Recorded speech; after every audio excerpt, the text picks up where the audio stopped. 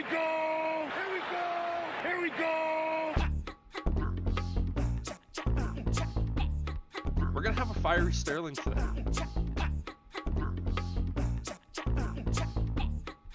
Well, no, you just have a big old air horn, and anytime a Packers fan tries to talk, you just hit the button and drown them out. Like, no, I can't hear you. Go Bears. It's basically the la la la la la la la. Yeah, exactly. Right? You don't even have to live there. You can do it from here. Just remote control everything.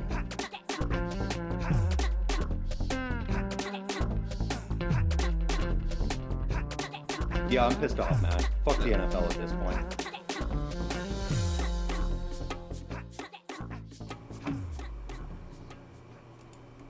How's it going, everybody? Welcome to the OneIQ Football Talk podcast, coming at you weekend after the Combine, and pretty much the start of free agencies coming up right away. But my name is Brendan. Joining me as always is Sterling. How you doing, my friend?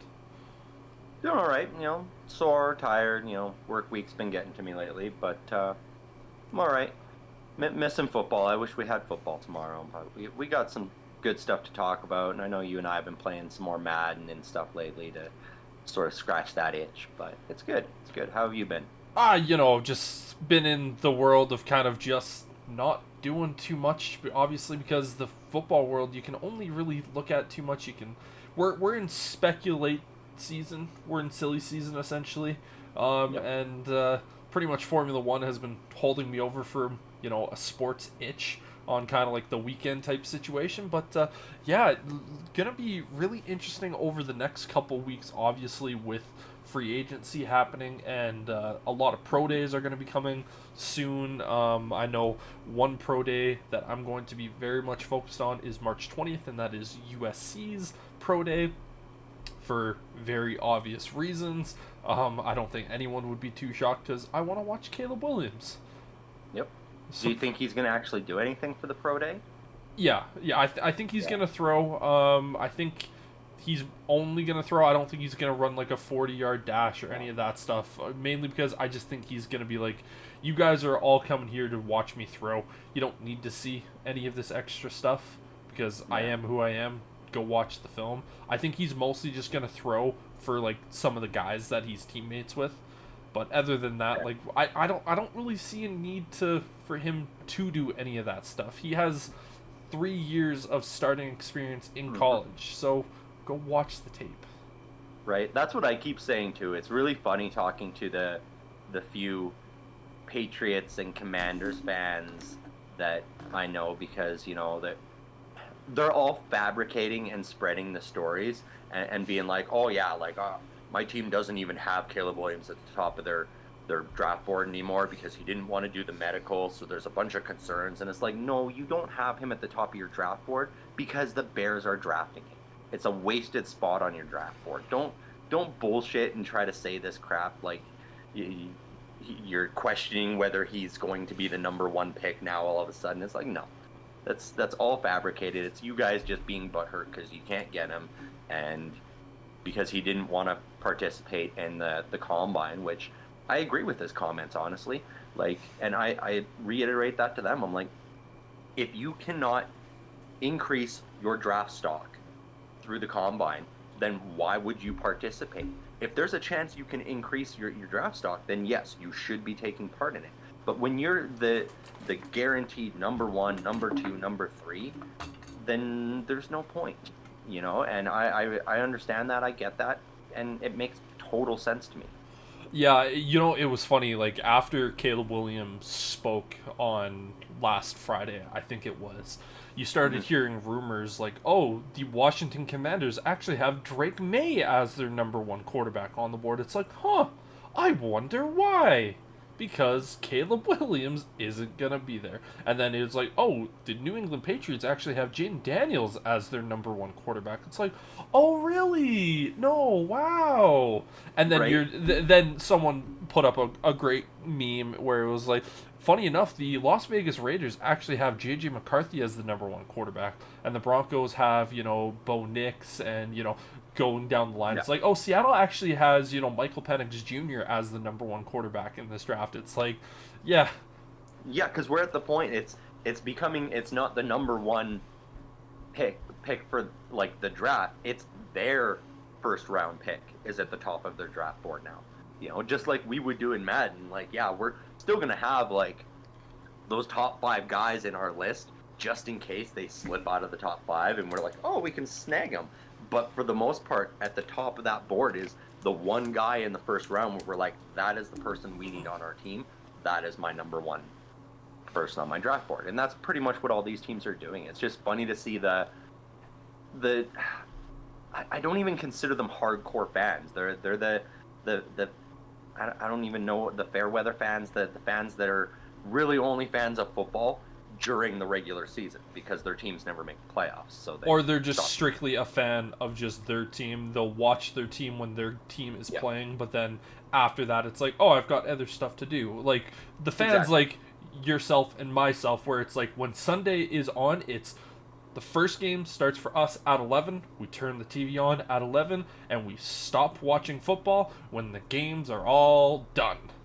And then when sometimes as early as 7 when we have those European games going, like, holy crap, makes for long days, 14-hour day watching football. I don't even work that many hours in a day.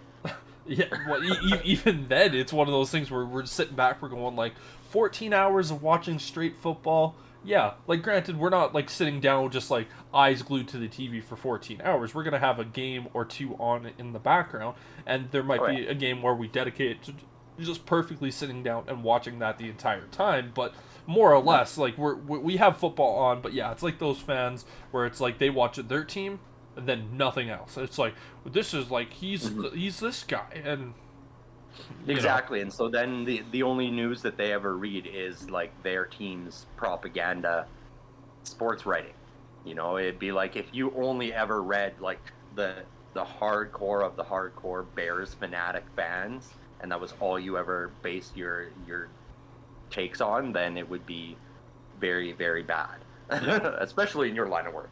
Like, you have to diversify.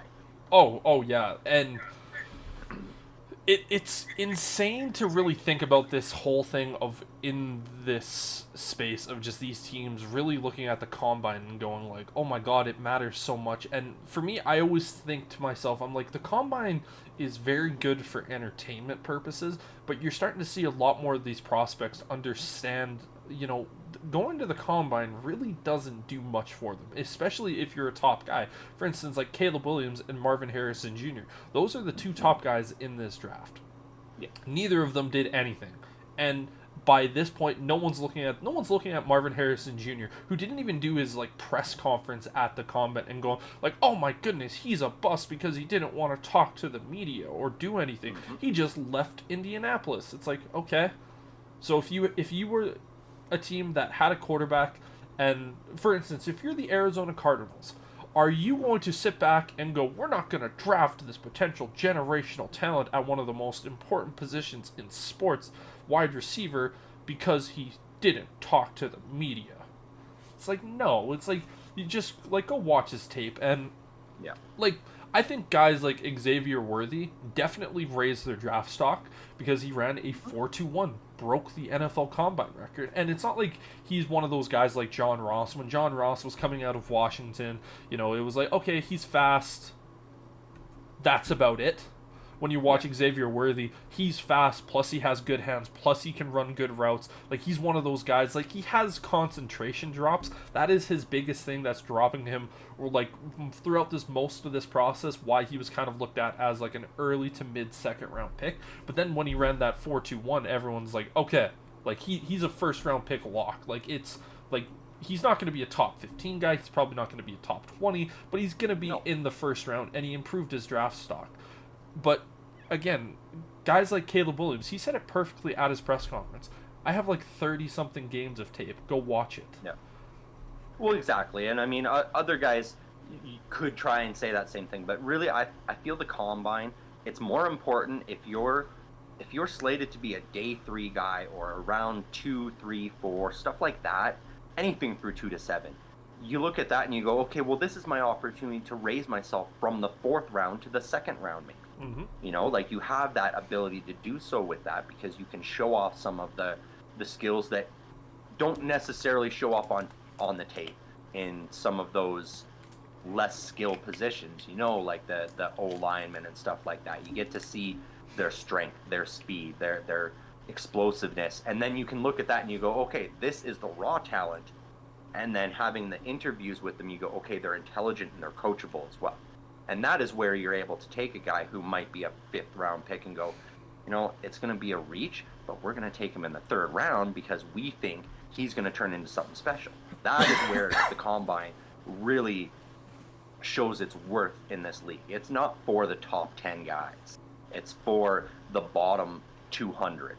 It's for guys that are also from like lower class schools, for instance, like a Sam Houston College or like a South Dakota State, where it's some of those guys where scouts aren't really going out there. Well, not even necessarily like Div 2, Div 3, just like lower schools in like Div 1, you know, that a scout might not have gone to as many games because it's like, why the fuck would I go to South Dakota State to properly evaluate a guy who's maybe a 5th round talent?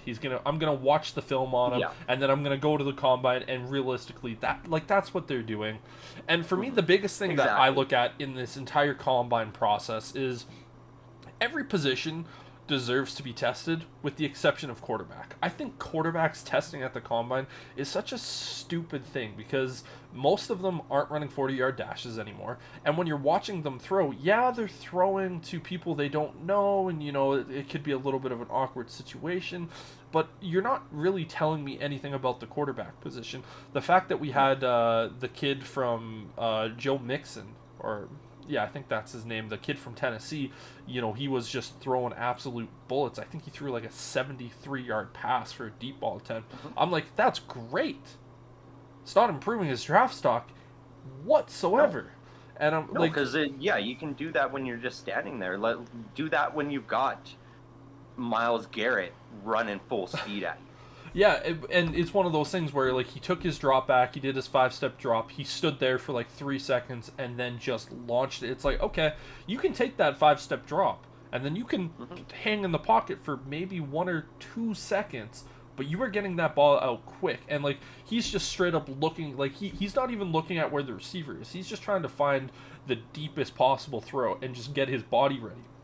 He's not doing reads. He's not trying to read a defense. It's like that stuff doesn't happen in a game. And you see these guys just even try to throw these slant routes. It's like, that is not what you see in a game, because you might have a situation of where it's just ball is snapped, throw.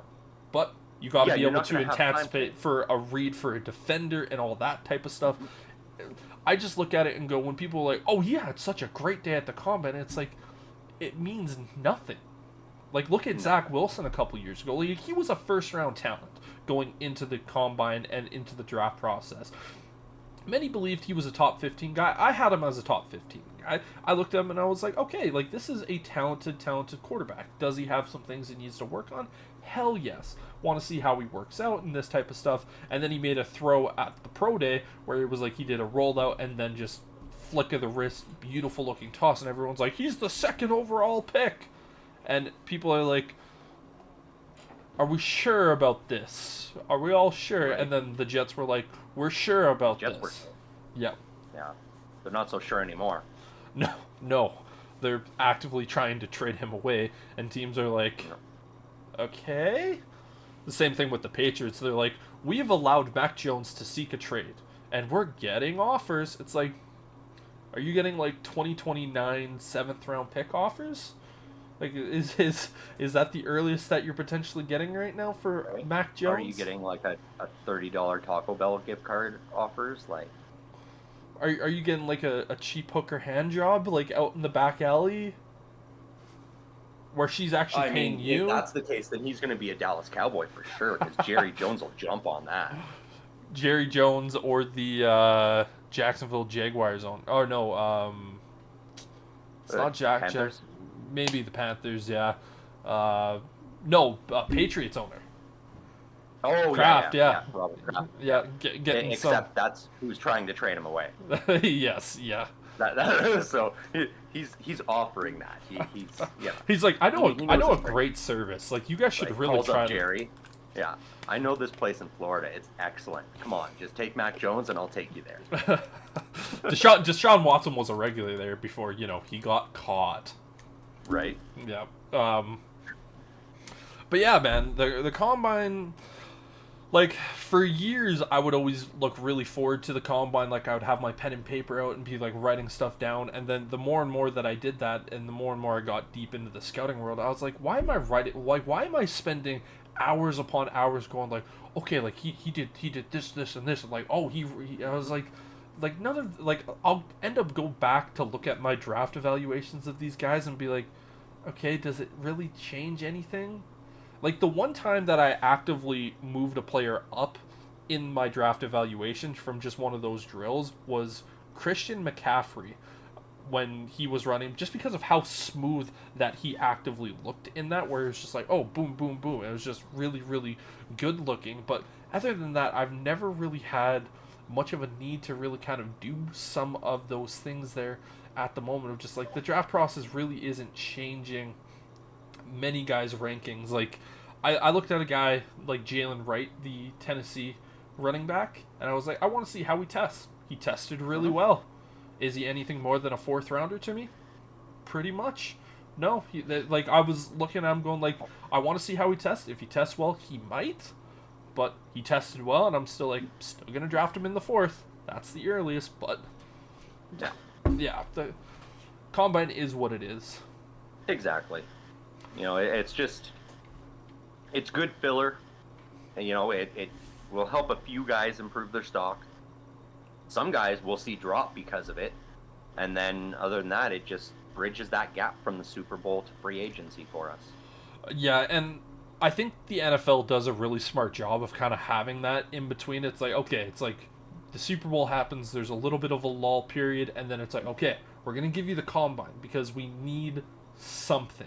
We need to keep this, mega machine that we are in terms of the NFL going, and once we get to free agency, then it's like, okay, there's a lot of hype for about 2 or 3 weeks during that portion. Then we get the draft, and then we have kind of like mini camps and that kind of stuff. And it's just like a little slow period throughout the year and that type of stuff that they do so well in the NFL of keeping their fans interested and engaged. But yeah, the combine is what it is. I'm still going to watch pretty much every single year. There's no doubt about that. I'm going to follow it. But yeah, today's episode pretty much mostly going to be focusing on the free agency. The first thing that I want to talk about is the amount of players that have been cut over this last week. 25 total players over March 2nd to now March 9th, where today is March 9th, have been released. The two teams that have made the most amount of cap space are the Seattle Seahawks and the Buffalo Bills. Seattle has made just shy under $30 million, and Buffalo has just made just shy under $26 million. Obviously, Seattle in this, they have cut a handful of guys, and Buffalo just going nutty with this one. But the safety position massively cut this year. Yeah, it seems there's a bit of a shift going on right now, and that value at safety isn't quite there, which makes sense to an extent. Like you look at the way the league's going and how it's so pass heavy right now, but it's like a spread pass, and so we've been seeing a lot more defenses shift towards almost a nickel defense instead of that typical cover two, and so that second safety isn't quite as valuable now. We're seeing more teams looking to get that third cornerback in there instead. And so I think that's the shift we're seeing a little bit more, especially teams that have to consistently deal with that type of an offense. Seattle dealing with San Francisco all the time, Buffalo having to go up against Kansas City regularly in the playoffs. So it really feels like it's just a philosophy shift. I know I was happy to see that the Steelers didn't follow suit and cut Minkah Fitzpatrick. He's still the best safety in the league, and there is still some value in that position when you've got a cornerstone safety, because he's going to be your primary guy hanging back. So there's still going to be a few of those around the league. I do expect to see Pittsburgh maybe talk to him about altering his pay scale a bit and being like, hey, you want to take a little bit less so we can bring in a little bit more and take some of the pressure off you, unless you really want to be a safety / nickel corner combined.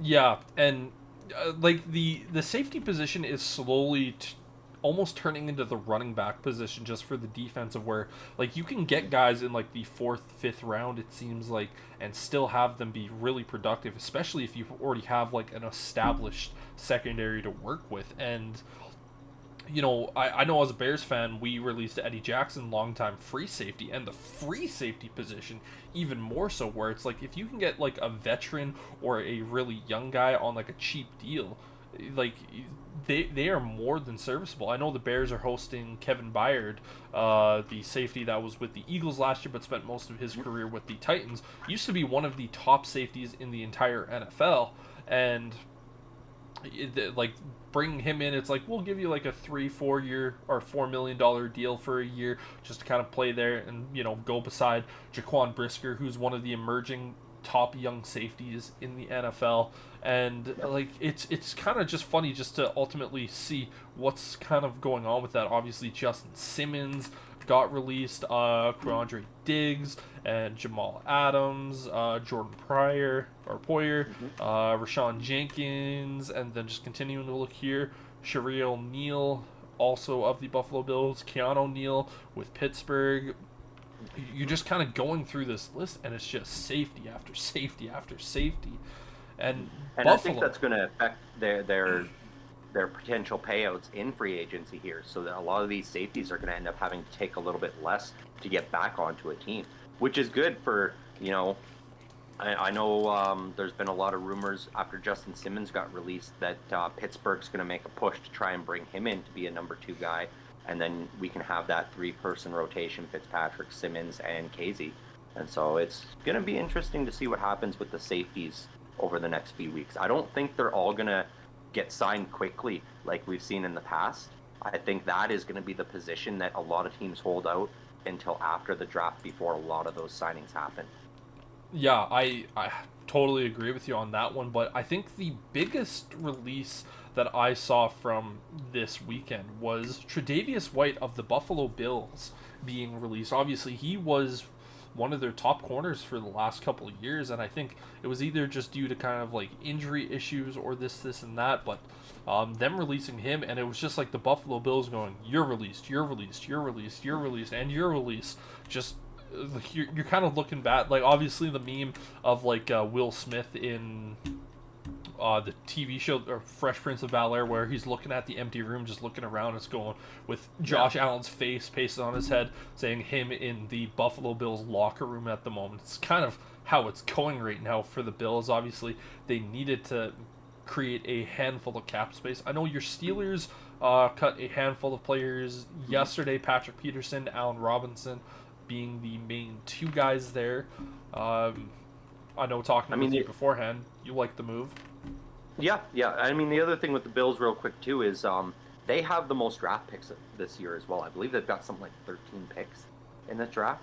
And so they had to free up roster spaces as well as cap space. So that made sense, a lot of those. But yeah, the Steelers, they made a few moves. I was glad they made it before the weekend. You know, I expressed last week while we were talking a little bit that I expected them to talk to Allen Robinson and Patrick Peterson about taking a bit of a pay cut. And if they weren't willing, then they were going to be out the door. And that is pretty much exactly what happened, is both of them said, no, we don't want to take less money. We'd rather test free agency. So Pittsburgh obliged and was like, go see what's out there. I know I mentioned to you beforehand, I get Allen Robinson. He wanted that $11 million, but I don't think he's going to net that kind of a payday on free agency anyway with the last couple of years he's had. You know, it's been 2 straight seasons of, I believe, under 500 yards receiving and very few touchdowns.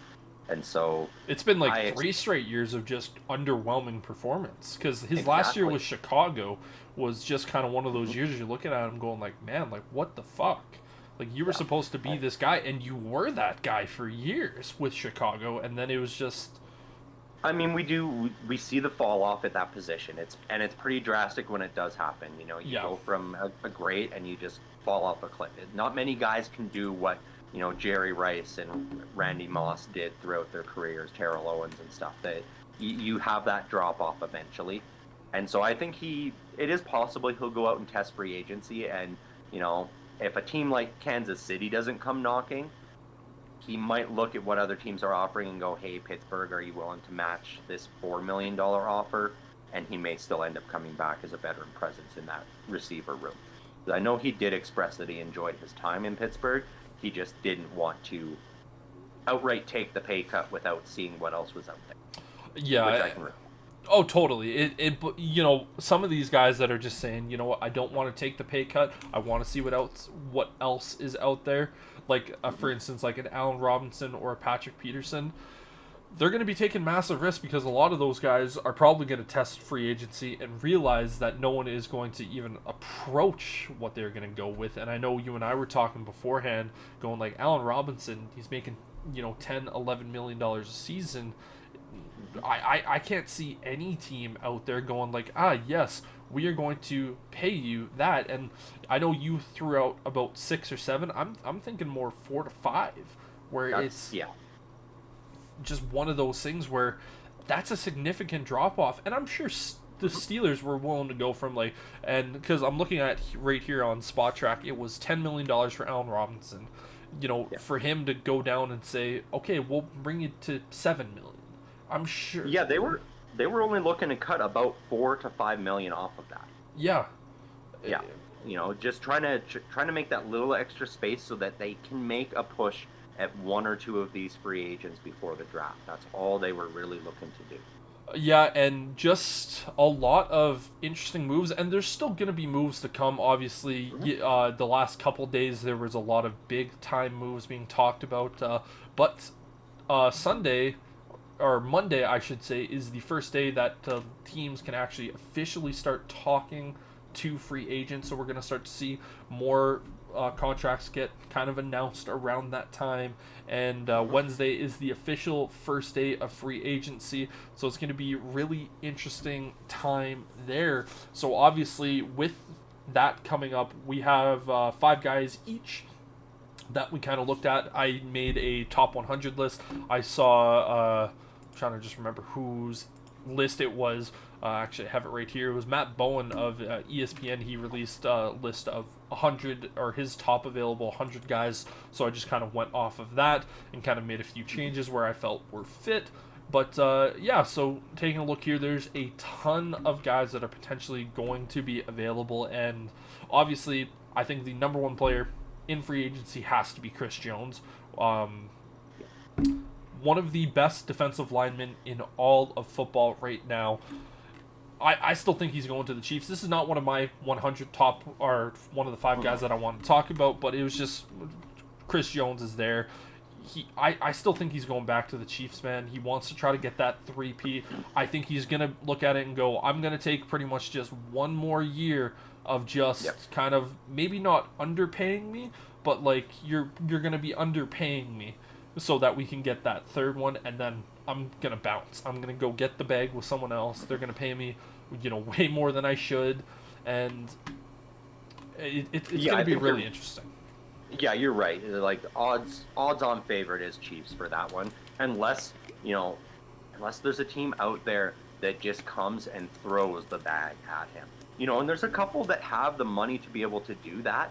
I think for him though, it's going to be the money and at least a playoff caliber team. So the only other real suitor I see out there is the Houston Texans. Houston Texans for sure. I know a lot of people have linked him with the Bears as well, just because of Ryan Poles and the defense emerging the way that it has, and them looking like a playoff caliber team. I'm not really wanting to go after the Chris Jones just due to the age factor. Well, and I think even for him, he's going to look at it and go, well, yeah, but people have talked about the Bears being playoff caliber for several years, and they keep not making it. And so I think that might be a bit of a deterrent for him, unfortunately, anyway. But with enough money, I could see him going anywhere. Yeah, You know, well, you but look at I the do agree. Patriots and Commanders having some of the most cap space in the NFL. The Commanders won't do it because they're already paying two defensive tackles ridiculous amounts. Patriots, they Yeah. could just simply be like, hey, you want $35 million a year for Yeah. the next 4 years to come?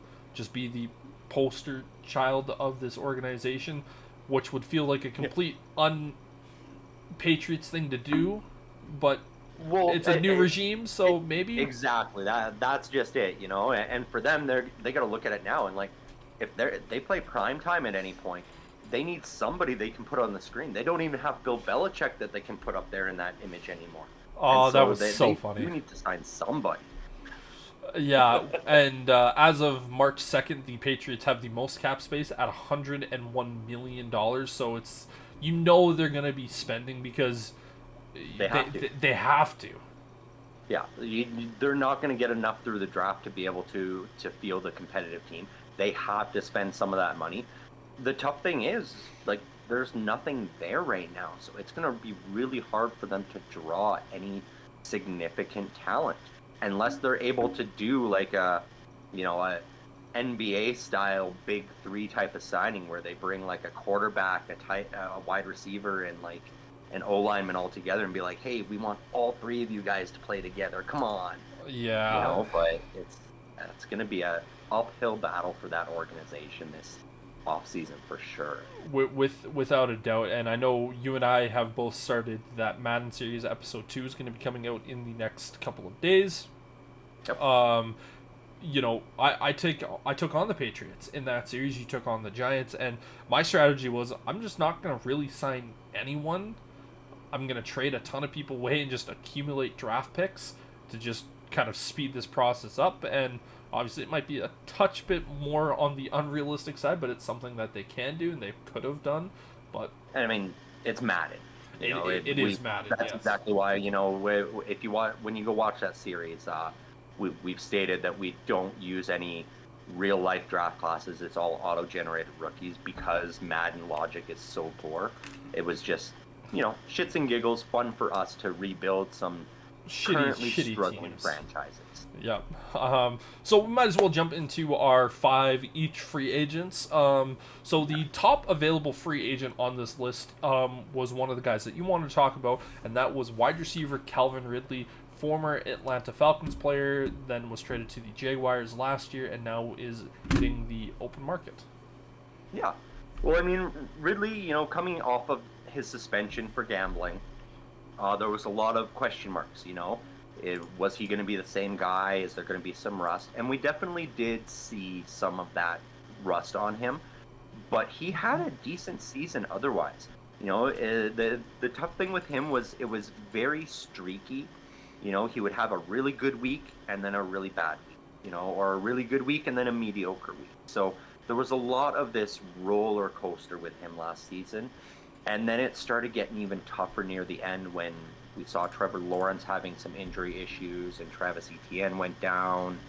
And so he was still able to put up over 1,000 yards. He had 8 receiving touchdowns last year as well. And so I could really see him landing somewhere as a solid number 2 receiver. It's going to be a stretch for him to be a number 1 somewhere, but I could definitely see him landing that number 2 spot, or definitely he'll be a number 3 somewhere.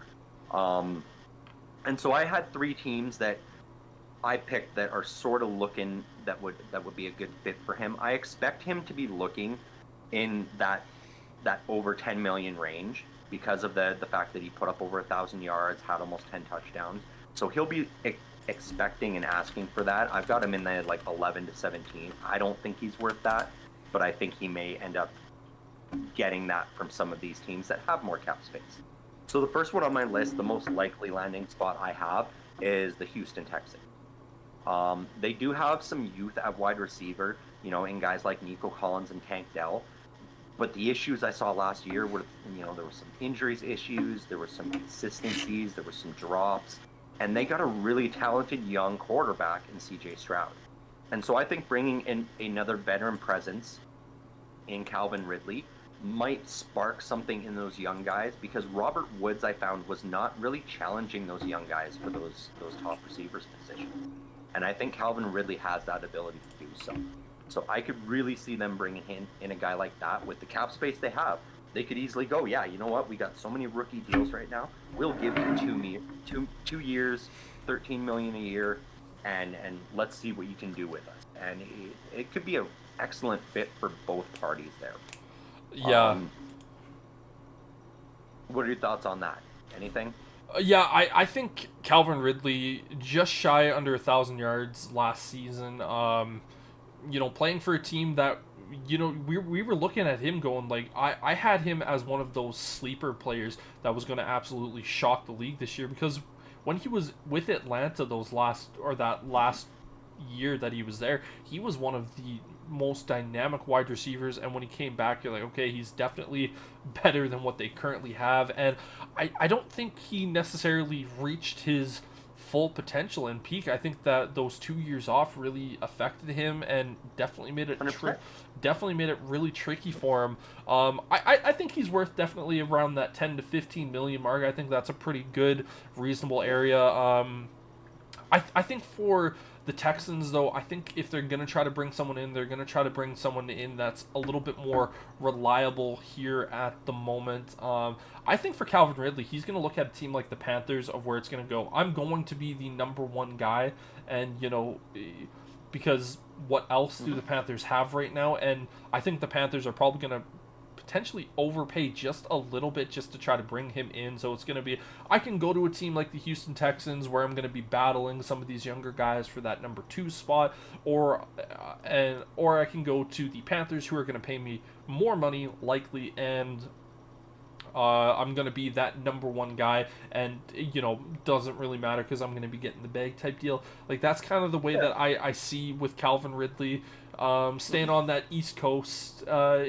But yeah, I definitely like the idea of him potentially going to the Texans. I think the Texans are going to be big spenders this offseason, just from what we saw with what that team was this year. So, yeah.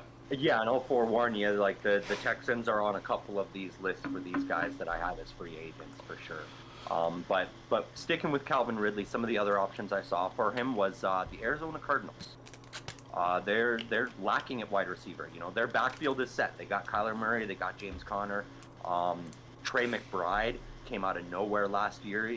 Solidified himself as a good tight end, a good receiving option for them. But they're losing Marquise Brown. I don't see them being able to re-sign him this year. I don't think that's going to happen.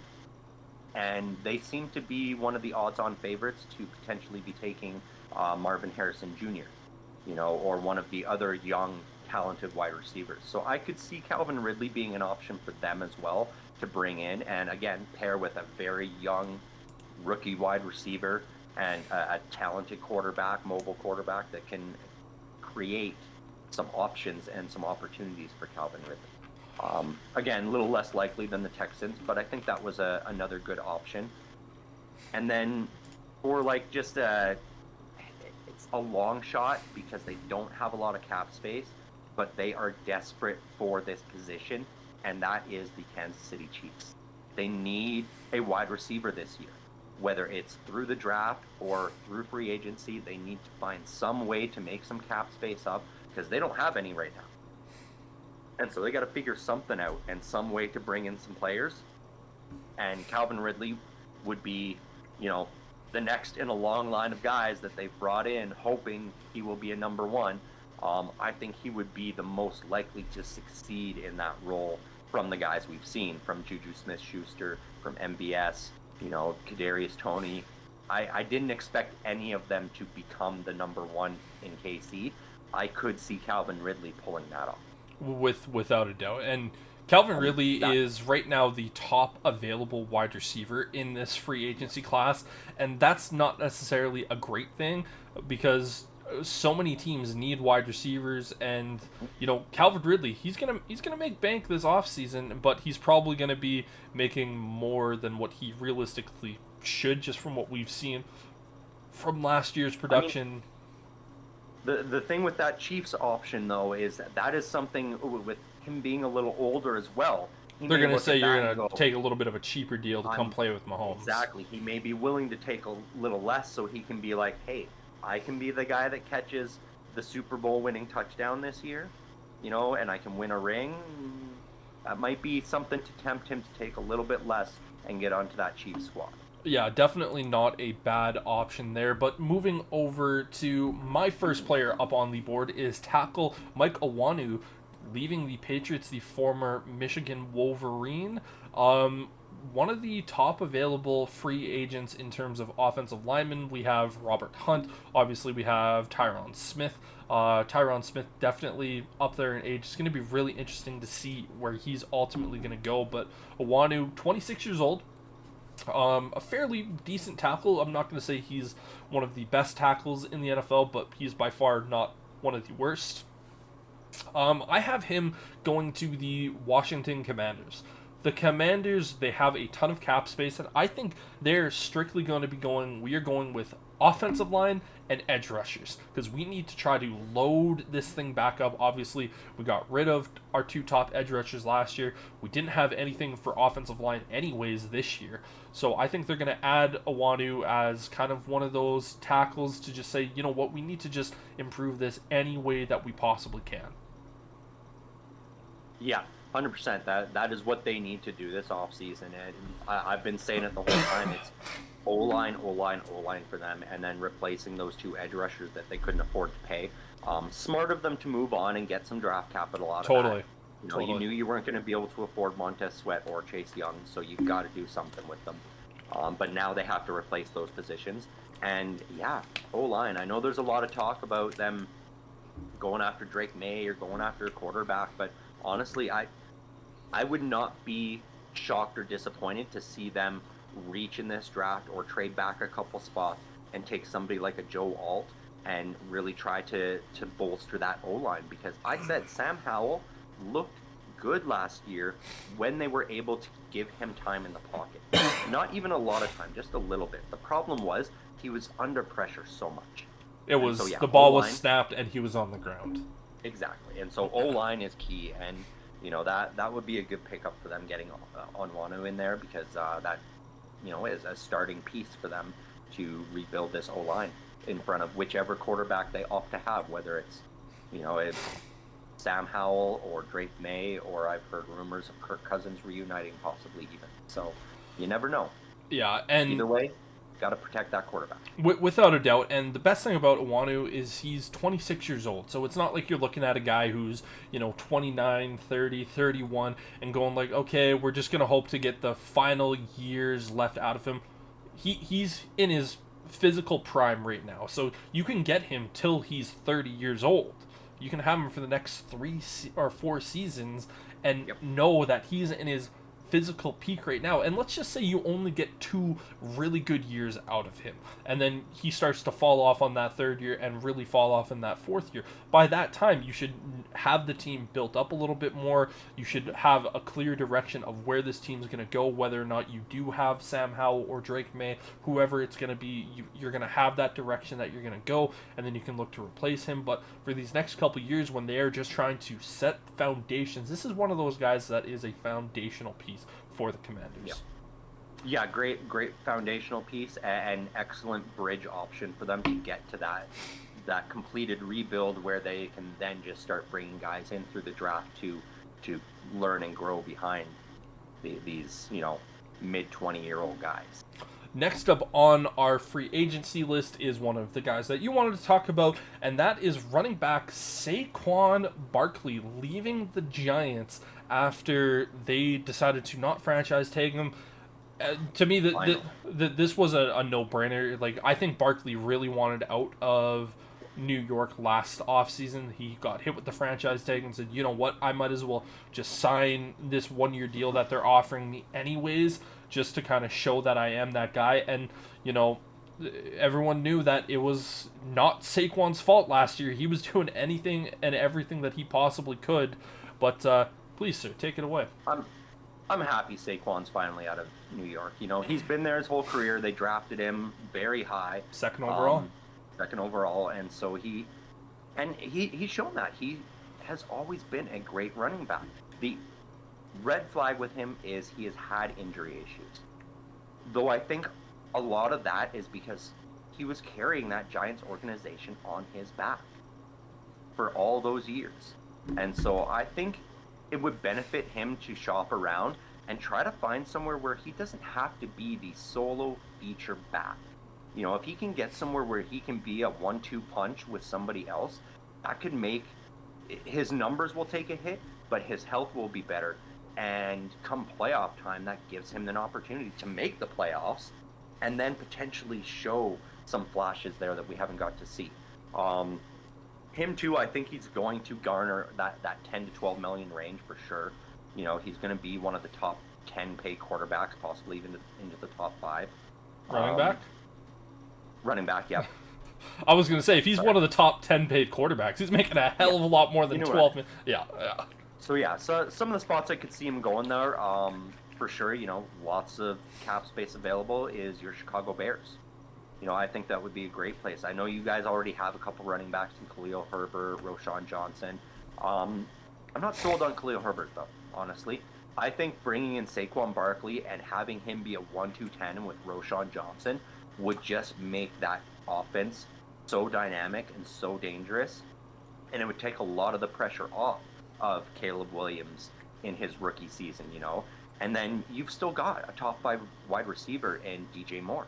And so looking at that, like that could be, in my opinion, the ideal landing spot for Saquon because he's going to have a nice run-style offense, you know, that ground and pound Chicago like we like to see.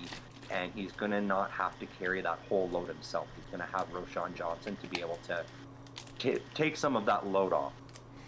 Yeah, like Saquon Barkley to the Bears has been one of those conversations. I know last offseason, like the Bears were the likely landing spot. Like they were the odds-on favorite if Barkley was able to hit free agency or if the Bears were potentially wanting to trade for Saquon Barkley. But yeah, I completely agree with a lot of that. I have a running back that I'm going to talk about here in a little bit. For me, I think the top landing spot for Saquon Barkley just so happens to be the Houston Texans. He's going to look at that and go, a lot of similarities from what you're saying with the Bears, maybe with the exception of like the depth in that room currently right now, but to go to a team with CJ Stroud with a handful of young players, you know, on that receiving core, they're only going to be getting better and better and better. And adding Saquon Barkley to a CJ Stroud-led offense is just going to continue to make that more and more and more dangerous. And we already saw that team really perform well. And man, like I think about Saquon Barkley to the Texans, that's going to be a fun offense to watch, even more so than what it already was. Exactly, and honestly, that is the number 2 team that I had on my list for Saquon Barkley landing spot was the Houston Texans, because they do still have Devin Singletary there as well. And so that it would make, again, that 1-2 tandem, which we see a lot in the NFL right now as being the successful formula for running backs. You know, having 2 guys that you can rely on so that neither of them is taking all that weight and risking injury throughout the season. And so, yeah, I did have the Texans as my number 2 landing spot there. And then the third one I have is more of an outlier like I did with the last one. And it will depend more on whether or not, like, who they end up having as a quarterback and if Saquon wants to be the feature back. And that is the Minnesota Vikings. They need a running back. They, you know, ever since Cook left last season, they couldn't get anything going on the ground. They could not find the run game. And so if they're able to retain Kirk Cousins so that Justin Jefferson stays happy and wants to stick around, then I could see that being a landing spot for Saquon Barkley. The tough thing is he'll look at that and he'll want to wait and find out, because if Kirk Cousins isn't there and Justin Jefferson forces his way out, Saquon Barkley's going to look at that and go, oh, so it's just the New York Giants 2.0 now. I don't want to go there. I don't want to be that. But if they have that quarterback, that number 1 wide receiver in the league option, I could see the Minnesota Vikings being a landing spot where he can be like, now I can be a true feature back with a solid passing offense in front of him. I will say Devin Singletary from the Texans, he is a free agent this offseason, so the Texans will be looking for a running back. Not to say that they won't bring him back and bring in Saquon Barkley, but yeah, the Vikings, to me, I feel like that is like a 500-yard drive on a golf course type long shot. Just because, again, kind of like what you're saying, of like they are gonna be in that situation of like, oh hey, like this could very easily turn into be Giants 2.0. They're trying to figure out what they're gonna do with their cap space, obviously, and Barkley, I feel like for him to go there, they would have to offer him a pretty handsome king's ransom just to kind of get him onto the roster. But moving over to our next player, or unless you want to add something. Yeah, it was more just because it's a spot. It's probably one of the teams in the league that needs a running back the most, is why I sort of set them in there for sure. Yeah. Moving next is I have wide receiver Marquise Brown leaving the Cardinals and kind of looking around again. He's one of these more younger guys. Was initially drafted by the Baltimore Ravens, and you know, when he got traded over to the Cardinals, it was initially like, okay, like this could be something. He's reuniting with his former teammate Kyler Murray when they were back at college and doing some of those things right there, and it just never really seemed to click all that well. And I have him leaving and ultimately going with the Carolina Panthers. I think this Panthers team, they completely regret that trade that they made with the Chicago Bears last year of going like, oh, you know what, we're going to give you all of our draft capital, we're going to give you DJ Moore, one of the top wide receivers in the NFL, to just go up and draft, you know, a guy that has kind of shown this year that he's not necessarily super great at playing football, or at least the quarterback position. Granted, you know, didn't have a lot of time to throw, didn't really have any wide receivers, and I think those two team, or that team, is really going to look at it and go, we are going to focus on bringing in offensive linemen and bringing in wide receivers, depending on kind of what they're going to do. And I kind of look at Marquise Brown, you know, he spent 4 years in the league. Just taking a look here at some of the stats. Never been a 1,000-yard receiver, never in Baltimore or for Arizona, but he's going to hover around that 700-yard mark, maybe getting up to that 800-yard mark. And to me, this feels just like one of those moves where he's a speedy guy. You know, he has some decent hands, but it's just him getting open enough and the ball getting to him. And kind of like the same situation I was talking with Calvin Ridley, the Panthers just need a wideout for Bryce Young to throw the ball to. And I feel like they are going to throw some cash at him and say, we just need someone for Bryce to throw the ball to. 100%. They that's desperately what they need. They need to find a way to showcase Bryce Young's abilities, which they didn't do last year because they sold everything just to get him. And so, yeah, I agree. I fully expect the Panthers to be looking to upgrade their offense in every area to try and justify that abysmal trade.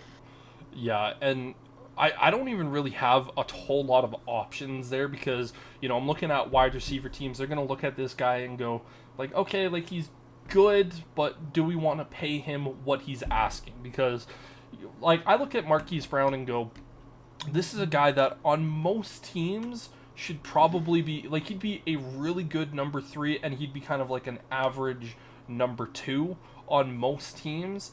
And, you know, there's going to be a few teams that he could be a really decent number 2 and potentially their number 1, like the Panthers. I don't really see the Chiefs trying to go after a guy like this because they've been kind of burned out of going after some of these younger wide receivers that, you know, you're hoping that just can, Andy Reid can unlock that potential that they have. And I think they're going to ultimately go, okay, for me, I feel more comfortable about Marquise Brown going to the Panthers than I do a Calvin Ridley. But yeah, for me, that's just kind of where it goes. But next up on our list, which is a guy that is going to be very much circling around and kind of dictating how free agency goes, that's quarterback Russell Wilson, and that's someone that you ultimately brought up as a guy that you would like to talk about. Yeah, I mean, he's been one of the most talked about free agents coming into this year because we knew the Broncos were going to be cutting him. You know, there's been a lot of controversy. He was part of what was arguably one of the worst trades in NFL history. I don't even think it's arguable at the moment. I think it's just the worst trade in NFL history. There'll always be somebody who argues it, though. So, in my opinion, though, like, you look at what he was doing over those 2 years. Yes, it wasn't phenomenal. It wasn't prime Russell Wilson. But he was putting up decent numbers last year. You know, he was finding ways to win them games. And that was without a ton of talent on that team. He was also finding ways to lose in them games as well. He was. But, you know, we're looking more at the positives because teams aren't going to be bringing in a guy because they're like, yeah, you really know how to lose games. We want to sign you. You know, that's not so much how free agency works. I just wanted to put that out there, though. I did just want to say that. Mm-hmm. And I mean, it wasn't just him. You know, the it running backs wasn't. were fumbling. It was the Broncos were a lot of issues. Exactly. You know, and ultimately he got benched at the end of the season there by Peyton and the Broncos. You know, I know some of it was financial reasons. They didn't want to risk an injury where they were going to have to pay him out. But this really puts the ball in Wilson's court. He's sort of able to sign wherever he wants for as little as possible because the Broncos are still on the hook to pay this deal. And so I know he's met with a few teams like the Giants, the Steelers, a couple others around the league. Some of the top landing spots I see for him is potentially the Atlanta Falcons. You know, they have a whole new coaching staff there. They've got the cap space available. They wouldn't have to pay him a lot. And they have a lot of young, raw talent. Kyle Pitts, Drake London, Bijan Robinson. And so Russell Wilson can go in there and be like, okay, I'm the veteran presence. I don't have to do it all. I can just utilize these young stars. You know, and so I think that's a real solid option for him to go to. Another sort of sleeper, because I don't believe at this point they have made a decision on their quarterback position, is the Tampa Bay Buccaneers. They did just re-sign Mike Evans, which surprised me after all the talk from both sides of how they didn't want to reunite this year, and it was over. And then all of a sudden they come out with a contract and like, yeah, Mike Evans is still a Buck.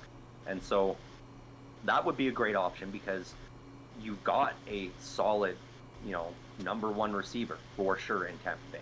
There is still a lot of questions there, and so I don't know if this would necessarily be a step up as much as a step to the side, you know, with Tampa Bay, but at least their coaching staff is a little more intact outside of losing, you know, their quarterback's coach to Carolina. And they still may decide to go with Baker Mayfield at this point. I think that would be Tampa Bay's better option. But if Baker decides to go elsewhere, Russell Wilson would be a really suitable addition there. And then I can't ignore the fact that, you know, the Pittsburgh Steelers have been talked about and rumored for months now as one of the top potential landing spots for Russell Wilson. For me, you know, I'm torn on it, obviously. It's a risky move bringing in a veteran quarterback who's had a couple of struggling years. And I don't know if the management necessarily will. They've been very staunch in their belief, and they're standing behind Kenny Pickett. They've stated several times they're committed to Kenny Pickett. He's the number one. And so I look at it with Russell Wilson going to Pittsburgh, it would have to be on an absolute minimum contract with the understanding he's coming in there to push Kenny Pickett. And if he crumbles under that pressure, then that job is yours, Russell Wilson. But I think if they bring him in and Kenny Pickett rises, and out of training camp you're looking at going, both of these guys are equal, the Steelers are going to roll with Kenny Pickett and ultimately cut Russell Wilson and allow him to then go and seek another job around the NFL. And so this would be a risky one for both the Steelers and Wilson, but I don't think it's outside the realm of possibility that Wilson would be like, yeah, I'll come in and compete with this young kid, and because he thinks he can beat him out. And if he does, by all means, if you can look better than Kenny Pickett, come run this offense, you know. And you don't have to be the guy in Pittsburgh. You've got a lot of talent. You got guys you can throw the ball to in Deontay Johnson, Kenny Pickett, Pat Freiermuth, Jalen Warren out of the backfield. You got Najee Harris running the ball. So there's a lot of talent on the Steelers offense where Russell Wilson can look and go, I don't have to be the superstar. Yeah, for me, a lot of things that you're saying right there make total sense, you know. And when it comes to the Steelers, I think Russell Wilson has too much of an ego to sit back and go, I'm going to compete for a job. I think he's going to walk in it. If you don't offer me the starting job and I'm going to be the starting quarterback for this year and this year alone, then I'm not going to sign with you. I don't care how much money you want to throw at me. I'm one of the top 5 quarterbacks in the league, and it was the Broncos who screwed up and this, and that. I think.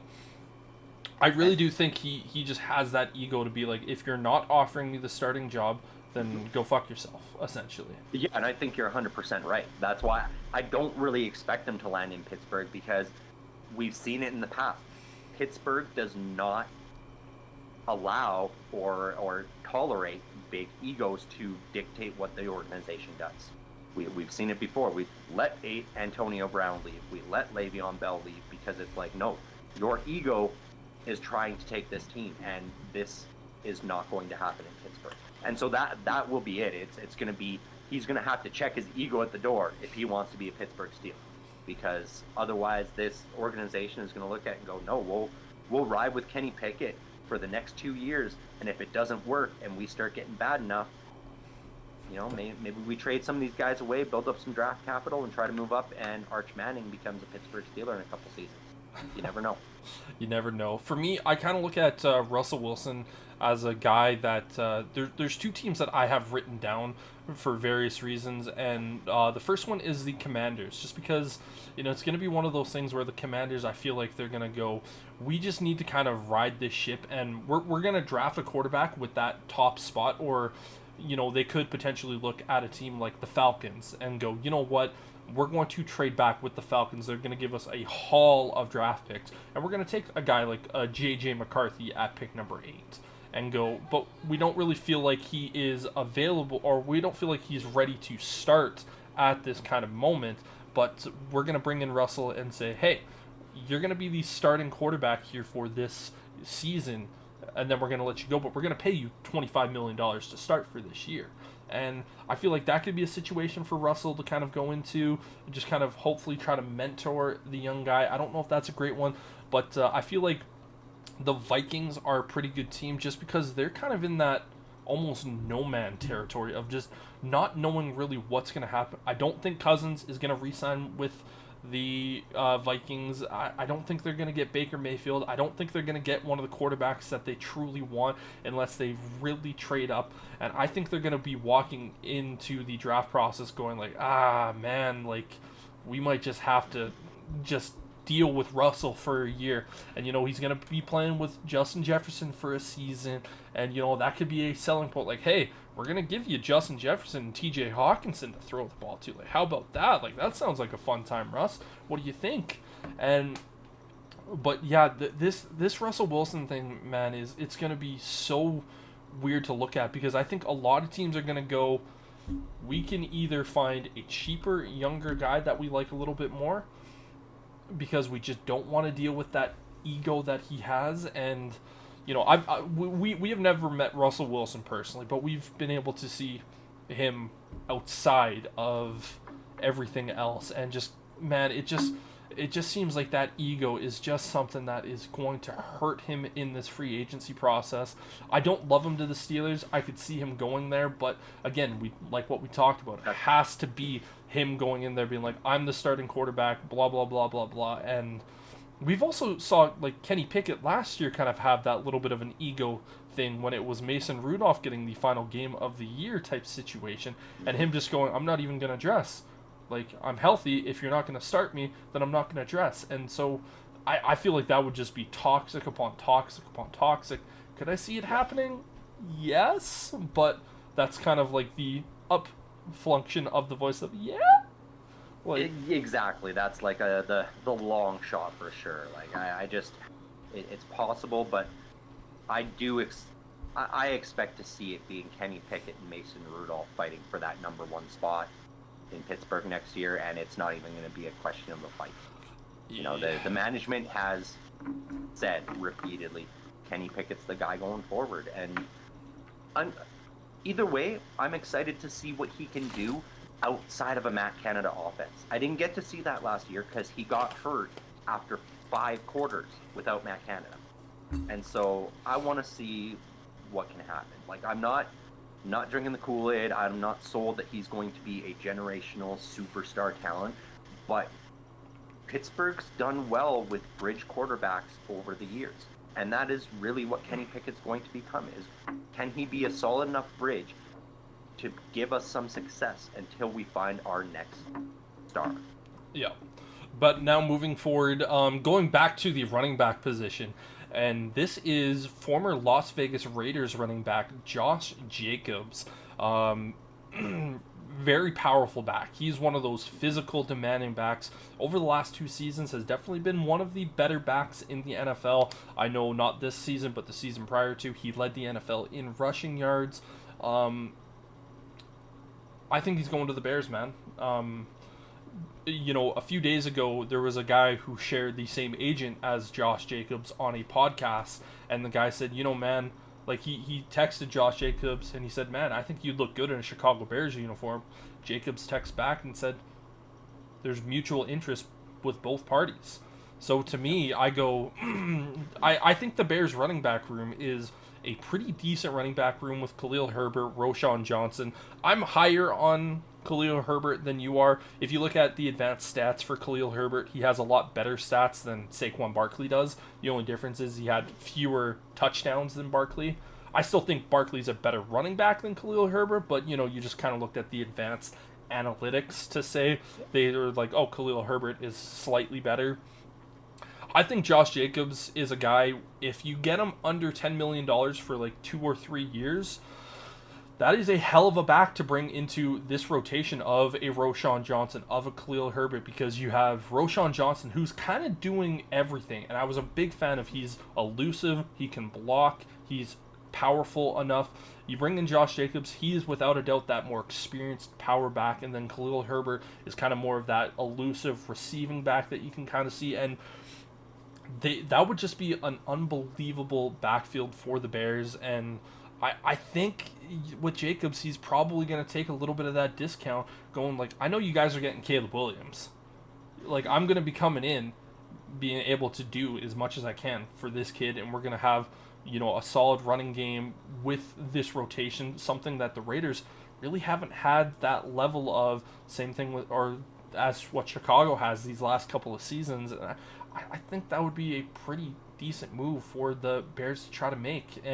But for me, this is all dependent on the contract. If it's above $10 million, I'm not happy about it. As you know, and people who have watched know, I'm not a fan of paying running backs, because you can just find guys in the draft. Granted, this isn't a great running back draft class. There's still going to be a guy in this class that's going to come out and be like, oh, look at me, I'm now a top 5 running back in the NFL after my rookie season. Well, and let's be real, the Bears, even if they just stand pat and they go with Roschon Johnson and Khalil Herbert, that's still a really good 1-2 duo. Yeah. Like, I know, like what I said about Khalil Herbert earlier, I'm not saying I'm down on him.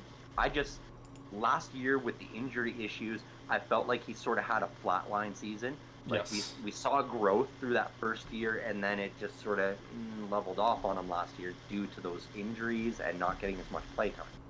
If he can stay healthy, I still think the sky's the limit for him. Josh Jacobs, however, as we talked about with Saquon, the Texans are another very real option there as well, and I think they would probably be willing to pay a little bit more just because they have a little more. I think they're a little more desperate for that run game than the Bears are.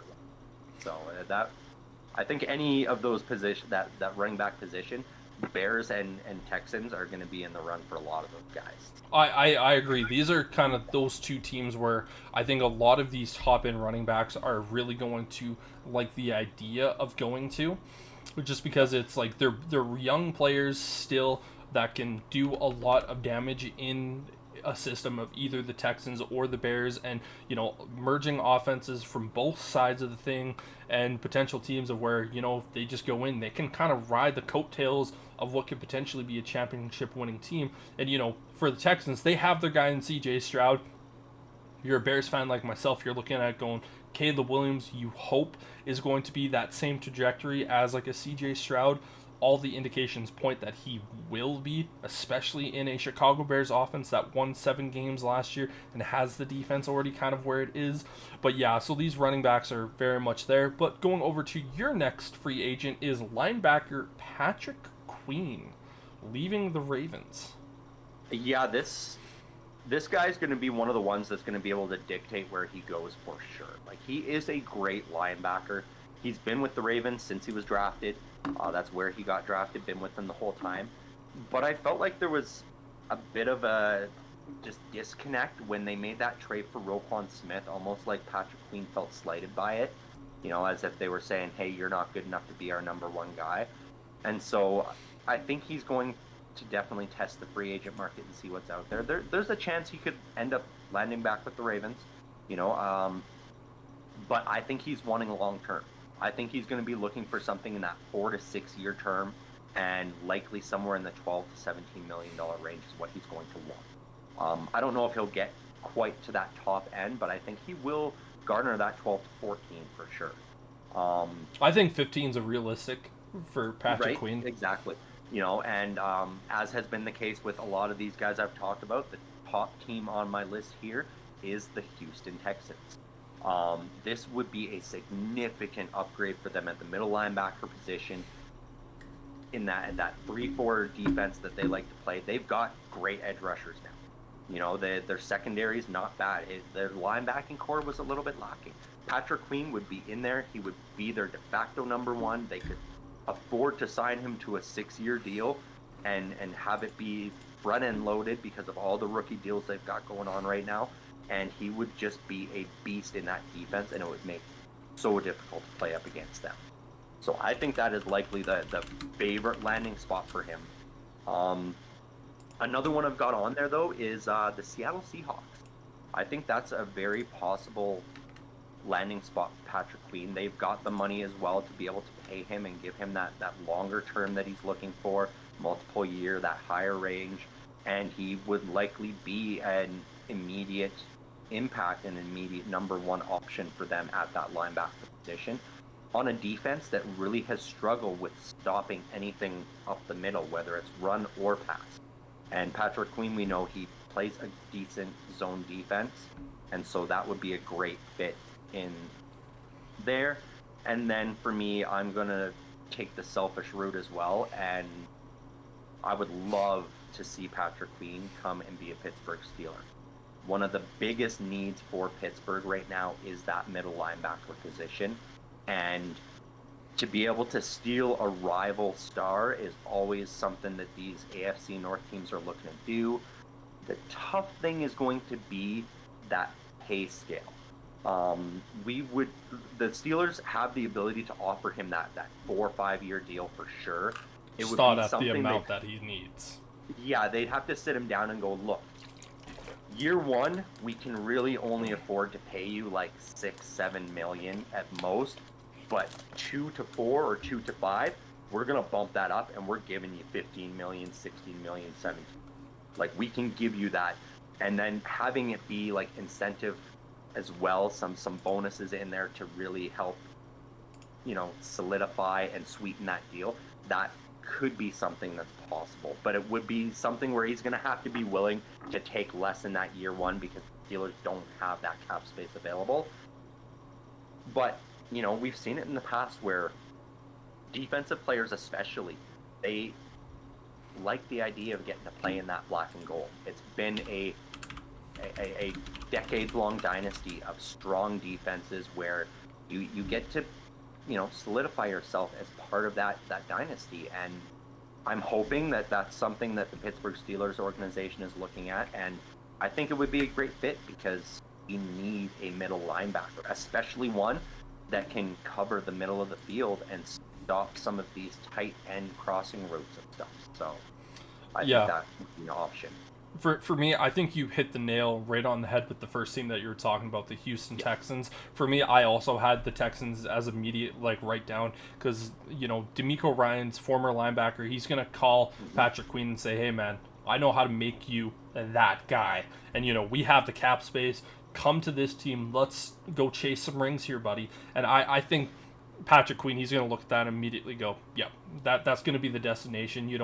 I kind of agree with you where the Roquan Smith trade and then sign was almost a little bit of an insult to Patrick Queen because, they took him in the first round, and they're like, oh, we need to go get this guy, and those two guys played really well together over those time. But yeah, for me, I just look at it and go, the Texans, that this feels like one of the most clear cut free agent moves that it just is kind of out there. You look at guys, for instance, like Kirk Cousins. A lot of people say the Falcons are like, oh, it's clear cut. Or you look at Baker Mayfield or Chris Jones. For me, I just look at Patrick Queen to the Texans. That just feels so clean and so good. But moving forward with him, next player that I have up on the list is Darnell Mooney, former Bears wide receiver. Bears last offseason offered him a 3-year, $30 million contract, so $10 million a season. He ultimately turned that down. And yeah, unfortunately for Darnell Mooney, he's not going to be re-signing back with the Bears. I think both sides are going, you know what, we're going to wipe our hands clean of each other. We're going to say this is going to be a happy mutual divorce. We're just going to say thank you, just didn't work out. And he's going to the Chiefs, man. This is one of those moves where I honestly look at it and go, Darnell Mooney to me feels like, and I've been saying this for a handful of weeks, where Darnell Mooney to me really feels like he is such a lock to go to the Chiefs, more so than some of the other receivers that we were talking about. Obviously, he knows offensive coordinator Matt Nagy quite well. Nagy drafted him in the 5th round a couple of years ago when he was with the Bears, and he really got him to that next level of receiver that he was playing with under Matt Nagy. Mahomes is definitely going to love him. He's a younger wide receiver that they're probably not going to have to pay a ton of money to. But this feels like one of those moves where the Chiefs have gone, we've seen these young receivers that we've tried to unlock some potential, and we have one of our coaches know him very, very well from the time that he spent with him going through that draft process. Darnell Mooney, to me, to the Chiefs, feels like an absolute lock this offseason. Yeah, that's fair. It feels a little bit like it's been that same cycle as we talked about earlier, though, as like bringing in somebody that you think might be able to unlock and become your number one, and then just doesn't quite get it done. For me, looking at Darnell Mooney, one of the sides, because I view him as more a solid number 2, maybe even a number 3. I think the Commanders are a good spot for him to play behind Terry McLaurin as the number 2, because I don't feel like Jahan Dotson has really impressed me enough to be a solid number 2 guy. Yeah, fair enough. Moving forward to your next player, which is tight end Noah Fant. Yeah, this was an interesting one because he had a great start to his career in Denver when he got drafted, and then he was part of that Russell Wilson trade that sent him to Seattle. And he didn't have a great year this last season. And so I feel like his value has dropped a little bit, which is going to hurt him a touch through this. I don't think he's going to land somewhere where he's going to be the premier tight end. I think he's probably looking more at being a number 2 guy somewhere. I do have one team on the list where going in there, he will fight for a number 1 spot. But my top landing spot for him is also your Chicago Bears. I could see him being an excellent addition to that tight end room, playing number 2 behind Cole Kmet. We know Noah Fant is a great run-blocking tight end, which would complement really well to that run game that you guys have. And he does have good hands to be able to help out with, that passing game when it's required. And I see him being a less expensive option for a number 2 tight end. I don't think he's going to bring in a lot of money. It'll likely be a 1 to 2 year deal with most of these teams he signs, just as a feeling out process. But I think the Bears would be probably the best option. But I do have a couple other spots that I could see him landing at. Did you want to touch on your Bears at all, taking it? Yeah, no, for Noah me, Fant. I've said Noah Fant is going to be a perfect spot for Chicago. or Yeah. Chicago's a perfect spot for Noah Fant to go, following his offensive coordinator, Shane Waldron, going from Seattle to the Bears. And, his production, the last 2 years in Seattle, averaging about 400 yards, about 4,500 yards throughout those years. Again, he's not a top guy. He's, still young, only 26 years old. But Yep. being a number 2 receiver or tight end in this is only going to be even better. And Shane Waldron, we know that he likes to use 13 personnel, having the 2 tight ends out there. And so having him out there with Cole Kmet, you need more weapons. We saw last year when Cole Kmet went down that it was a significant drop-off. Noah Fant, I think is a perfect option to come into Chicago because he's going to get a ton of playing time. He's not going to be the feature guy like he was with Seattle these last 2 years for Geno Smith, and yeah, I think he's going to be a fairly consistent player for this Bears team. But who are some of the other teams you think? One of the others is if he wants to go somewhere where he's going to fight for that number 1 spot and have a chance, I have the Cincinnati Bengals. They need some more options outside of just Jamar Chase. Jamar Chase, exactly. And they're likely going to lose Tyler Boyd. I know they franchise tag T. Higgins. Yeah, they franchise tag Higgins. But I think this is a good spot for him. I think they've got Drew Sample in their tight end room and another younger guy. So it would be essentially 3 young guys fighting for that number 1 spot. And I think, Noah Fant has a real chance to win that battle. So that would be an option for him if he really still views himself as a number 1. He wants to do that. That would be a great landing spot for him. And then if he can resign himself to that number 2 spot, another place that would be willing to pay him, if he's willing to take less, but go to an explosive offense that you would probably hate to see, is the Detroit Lions. They've got Sam Laporta. He's their number 1, guaranteed. Yeah. But to be able to join that offense, you've got Sam Laporta. You've got, Amon-Ra. excellent offense set up there. Like the Lions this year need to focus solely on their defense through the draft and a lot through free agency. But to be able to nab another tight end who's been a former number 1 and bring him in as your number 2 is that's just that extra little piece on the offense that they can go, okay, there, we did something on offense, now let's put everything else into our defense. And I think that would be an excellent spot for him to land as well. It would, both the Bears and the Lions would boost his production, I think, being a number 2 guy. Oh, without a doubt. And I think all options are without a doubt a possibility. I still think for him, Chicago is the most likely landing spot because he's going to go into an offense. He already knows the playbook. He already knows, and he's going to be that number 2 guy, and his production is going to continue and that. Well, and typically with these guys, the way I've been doing it, it really is number 1, option 2, and 3. I've been listing it in most likely, so that the team I'm mentioning first is always the most likely landing spot, I feel, for these teams. And typically that third one is sort of a wild card that I could sneak in there and grabbing a guy like that. So my next player that I'm going to talk about, and the last player that we're going to talk about in these free agency, is defensive end edge rusher AJ Epinesa from the Buffalo Bills. The last 2 years, 6.5 sacks in both of those 2 seasons, from a former number 2 or second round pick in the draft for the Bills. They can't pay him really what he's going to really be worth, and his market value isn't going to be anything high. It's going to be maybe $6-7 million a year, but I think the Commanders, man, have a possibility. This is a guy that has just been nothing but part of a rotation for this Buffalo Bills edge rushing unit, and I think this is going to be a spot for the Commanders. They lost, or they traded away their 2 top edge rushers. They can sign him to a 2-year, relatively cheap deal. Might be a 2-year, $15 million contract, so he's making like $7.5 million a year type situation. He can kind of get that number 1 edge rushing spot and really just test to see if he can be anything more than just kind of a rotational guy, or he can potentially be that star. And 6.5 sacks the past 2 years is nothing to write off. That's a decent amount. That's enough to be some teams' leading sack getters throughout any given season. Like, I know until Montez Sweat came, that would have easily been the Bears' leading sack getter for the last 2 years at least.